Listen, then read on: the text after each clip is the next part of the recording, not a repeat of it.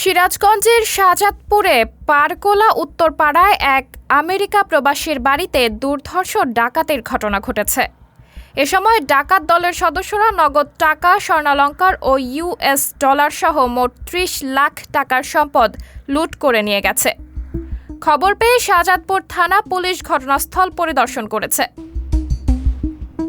জানা যায়, গতকাল রবিবার গভীর রাতে উপজেলার পারকোলা উত্তরপাড়া গ্রামের আমেরিকা প্রবাসী রুহুল আমিন বাবুলের বাড়ির গ্রিল কেটে ৮ থেকে ১০ জনের একদল ডাকাত ভেতরে প্রবেশ করে। পরে বাড়িতে অবস্থানরত রুহুল আমিনের ছোট ভাই জাহাঙ্গীর হোসেন ও তার পরিবারের অন্যান্য সদস্যদের জিম্মি করে লুটপাট চালায় ডাকাত দলের সদস্যরা। খবর পেয়ে সকাল ৬টায় শাহজাদপুর থানা পুলিশের একটি দল ঘটনাস্থলে উপস্থিত হয়।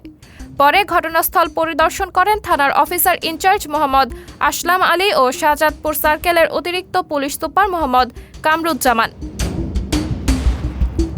ভুক্তভোগী জাহাঙ্গীর হোসেন বলেন, গতকাল রাত আনুমানিক ৩টায় বাড়ির রান্নাঘরের বারান্দার গ্রিল কেটে ডাকাত দলের সদস্যরা দেশীয় অস্ত্রে সজ্জিত হয়ে বাড়িতে প্রবেশ করে।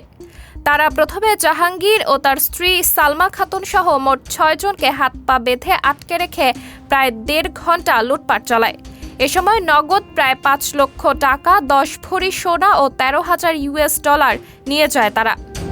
এ বিষয়ে শাহজাদপুর সার্কেলের অতিরিক্ত পুলিশ সুপার মোহাম্মদ কামরুজ্জামান জানান, আমরা ঘটনাস্থল পরিদর্শন করেছি। তদন্ত করে দ্রুততম সময়ের মধ্যে ডাকাতির ঘটনায় জড়িতদের গ্রেফতার করে আইনের আওতায় আনা হবে। অপরদিকে ডাকাতি খবরে শাহজাদপুর উপজেলা জুড়ে চাঞ্চল্যের সৃষ্টি হয়েছে। সাবরিনা জলিল, সবার কথা।